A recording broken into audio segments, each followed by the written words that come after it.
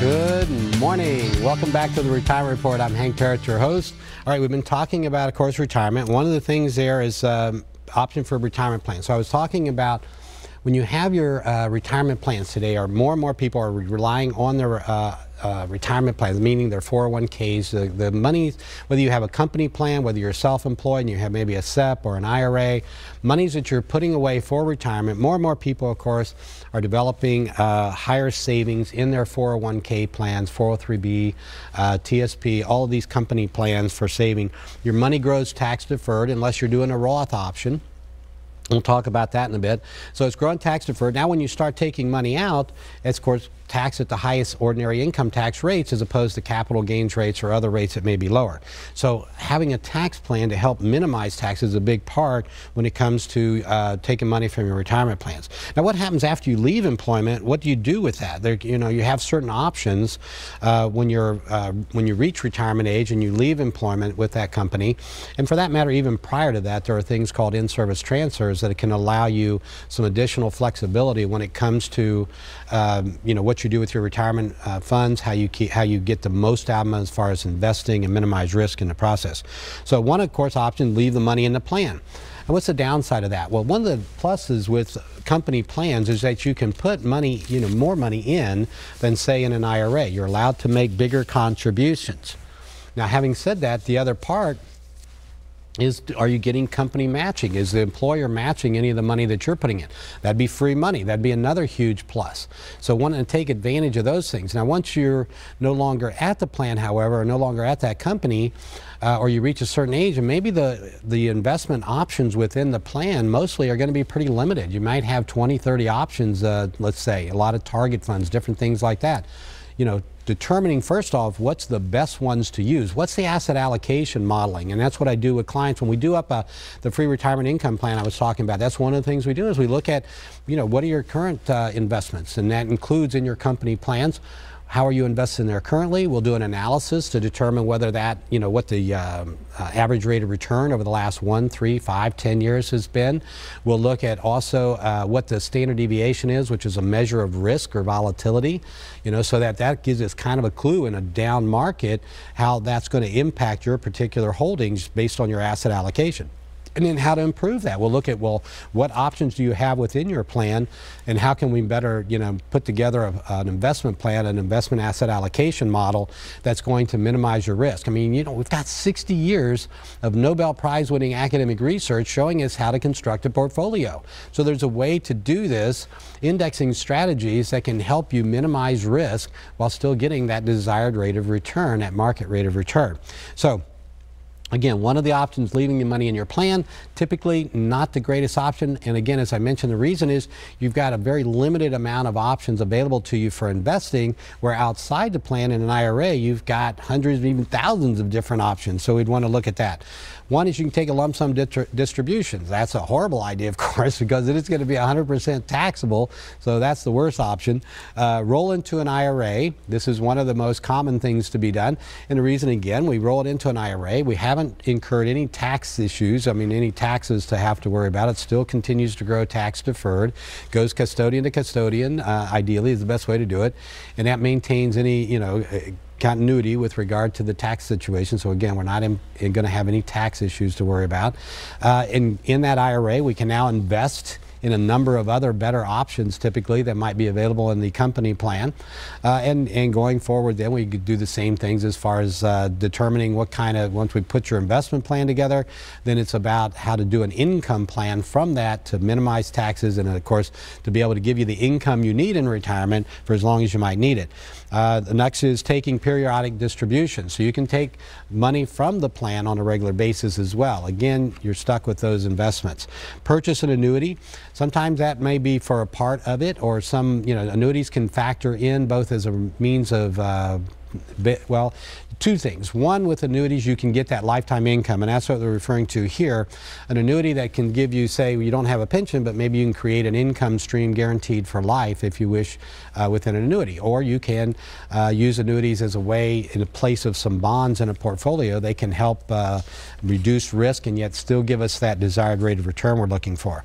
So again, once you're past age 55, this is one of the things. The upside, if you retire from a company prior to age 59 and a half, then looking at we want to make sure that if you're going to need income between, say, 55 and 59 and a half, that's where planning gets a little trickier, because if you rolled it into an IRA, then it could be subject to taxes, and even a tax penalty, rather. Not just will be subject to taxes, but a 10% tax penalty. So when it comes to income planning and how you do work with a company plan and IRAs, that's a big part of it as well. The last thing we want is to have any kind of tax penalty. All right. When it comes to investing and in your retirement plans, understanding how this investment piece works is so critical, because it's about getting the desired rate of return, right? The needed rate of return to accomplish your financial goals, and at the same time making sure that you're not going to have to worry with regard to taxes when you're taking your income planning, that in a down market you're not going to take some big hit. I mean, think of the last two bear markets we had, 2000 through 2002. The market dropped 45% in that period. And then, of course, from October of 07 to March of 09, we had like a 55% drop in the market. So if the standard deviation, let's say on the S&P 500 index as an example, over that period would have been somewhere around 15–16% on the standard deviation, with an average return. Now, if you look at the last 20 years, the average return on the market's been right around 6%, give or take. Okay. Now, if we look at the last 10 years, it's approaching 10%. Okay, but now, is that realistic to look at just the last 10, where we've got mainly bull market runs in there? Well, we better look at 20 years where we've got two bears and a couple of bulls as well, as a way to measure out what might be a more realistic rate of return that we might expect from our portfolios. So if we look at the last 20 years at around 6%, there are portfolios, however, that design, remember I mentioned 60 years of Nobel Prize winning academic research showing us how to design a portfolio, looking at Dr. Fama's three-factor model, for instance. He won a Nobel Prize in 2013. When we look at that modeling, and we've been able to tweak it and make it even better, all right, since then there's been new research that's added to that. When we look at that modeling, we can see over those same periods, over the last 20 years, when the S&P, as I mentioned, did about 6, the portfolios that would have had less risk, less volatility, that actually gave a bigger return, 7, even 8% over that same period.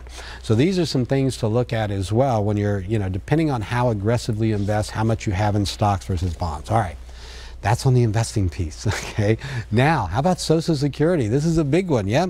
Timing of Social Security benefits. So you take Social Security at 62 when you're first eligible. Would you take Social Security at your full retirement age, which is going to be between 66 and 67, or wait until age 70? And you look at you look at your family history, you look at your health. These are all factors in that, right?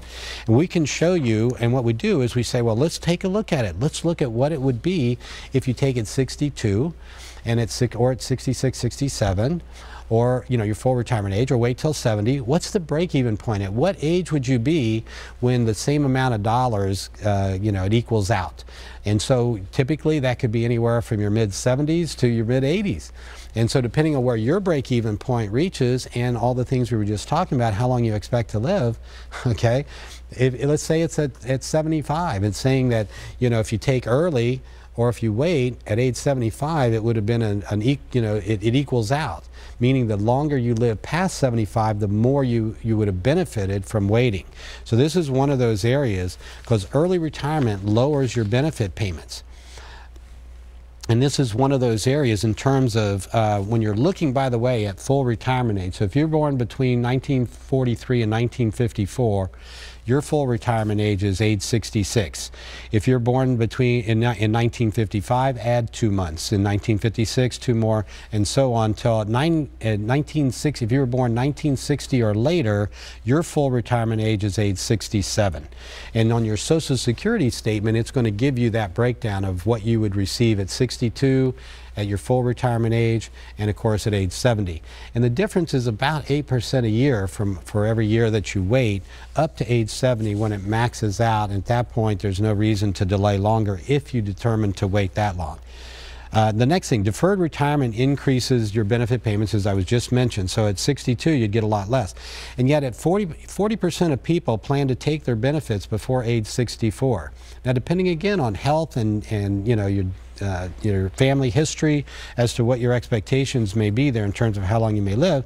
43% plan to take their benefits between age 64 and 69, more at the full retirement age, so almost a 50-50 split there. And only 6% though plan to take benefit at age 70 or later.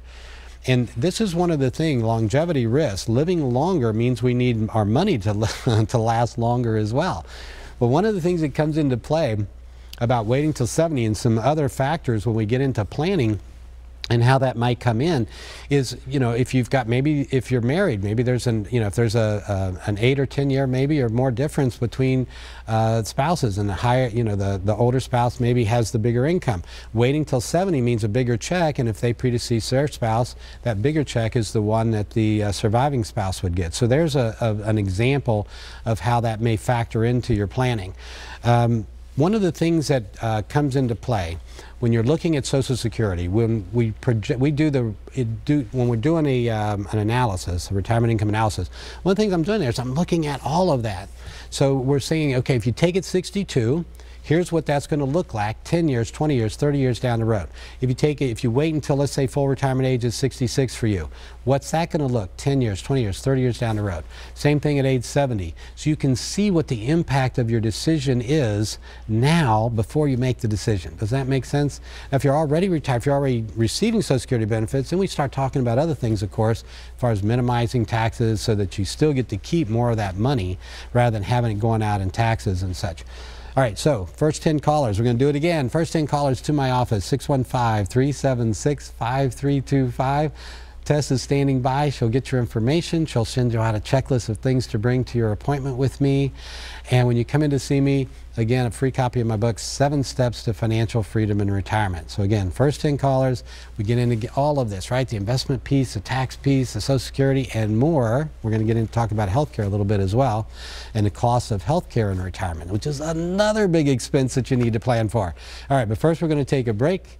Join me here. We'll be right back on the Retirement Report.